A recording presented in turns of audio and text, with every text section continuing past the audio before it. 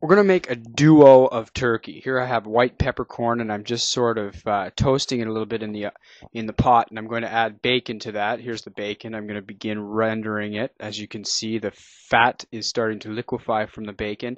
And the reason I put the peppercorns in there is they're white peppercorns, so as this soup, and it's going to be a turkey soup, as it cooks, those peppercorns are really going to soften, and they're going to put a brilliant peppery flavor through the broth. I just added carrot, celery, and onion. I used that to sort of remove the bacon. This is new bacon that I'm slicing. It's a completely different application that I'm going to put it into, but it is for the purpose of making what I'm going to call a duo of turkey breast.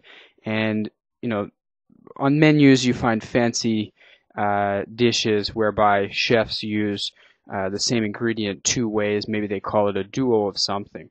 I like to do this. It keeps things interesting. But the bottom line here, for our purposes, is thrift. The knife is a little dull, so I'm just running it on the steel here. That's going to help me to be more productive. It's going to help me cut faster, and it's going to help me get the job done more quickly, and that's thrifty because it's time saved, and time is money. So let's get the job done as quickly as we possibly can. Back to talking of a duo. I'm going to use turkey breast. The reason I'm using turkey breast is because after the busy seasons, busy turkey seasons that is, turkey gets extremely cheap, and you ought to take advantage of it.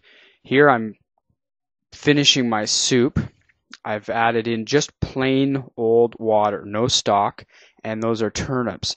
We're going to cook those turnips whole and slowly. It'll probably simmer for 35 minutes, and then they'll be soft all the way through. And the turnip and these mirepoix vegetables, mirepoix being carrot, celery, and onion, are going to add lovely flavor. Notice the green, I've added some thyme. And here's the full turkey breasts. I'm going to poach them in there.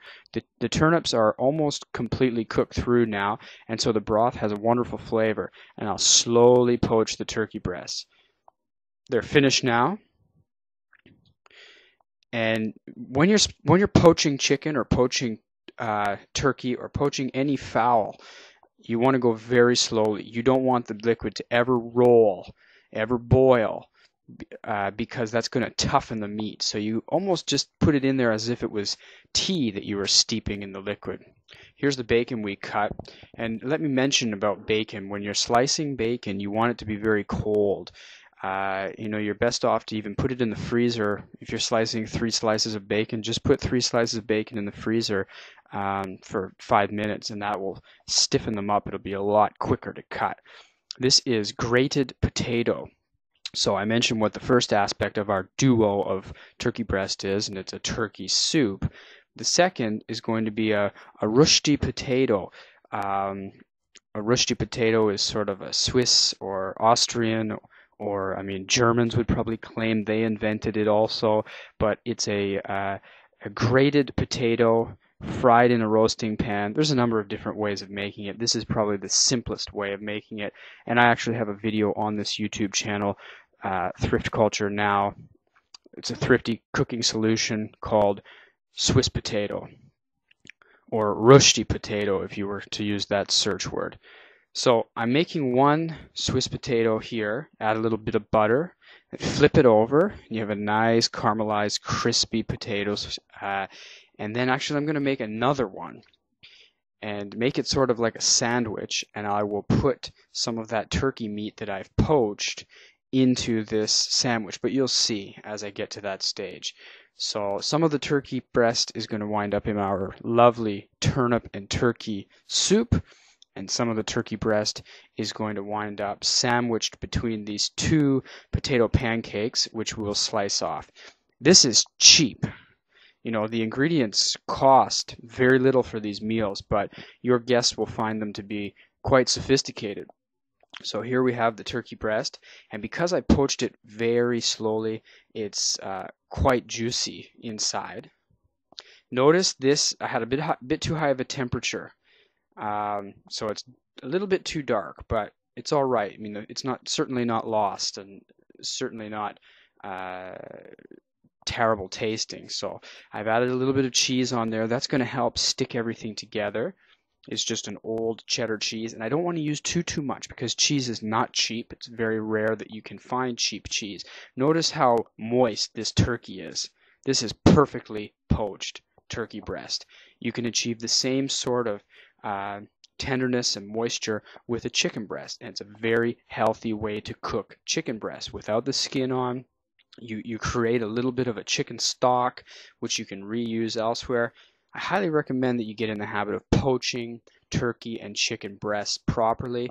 Look how moist this is. I mean, your guests will love it, and it's a much healthier solution. And then, I go on and talk about health, and I add these greasy caramelized onions and bacon. But what the hell? I mean, we gotta live a little bit once in a while, right? And this is going to be very tasty. So I'm putting these caramelized onions and bacon atop the turkey, and then my original Swiss potato is going to wind up right on top. And to be perfectly honest, when I made this thing, I'm adding a tiny bit more cheese. Total cheese usage in this dish is, maybe an ounce and a half. It's not much. You could omit it, but you're probably going to have difficulty sticking the two pancakes together. I had difficulty sticking them together even with the cheese, but if you want to cut the cost, you can omit the cheese. It's not a problem. Here, placing the second pancake on top, and I'm just pressing it down to make sure that it sticks. This was really hard to get out, but truth be told, I could have been a little bit daintier with it. And I think if I were to make the dish again, I mean, this was a one-off. I've never made this combination before. Here's our second turkey breast back into the broth.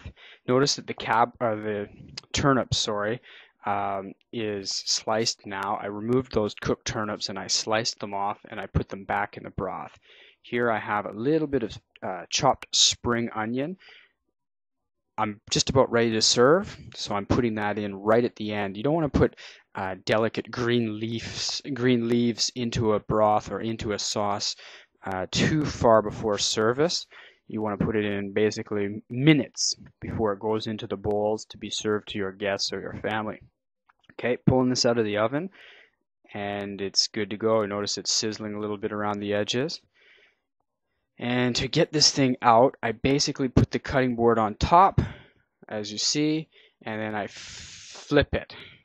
Now, this didn't work out perfectly for me, so I advise you to run a long spatula underneath the pancake first. But here we have it anyway. It's a lovely looking thing, honestly delicious, really extremely inexpensive, a thrifty cooking solution which your guests will love, a duo of turkey breast.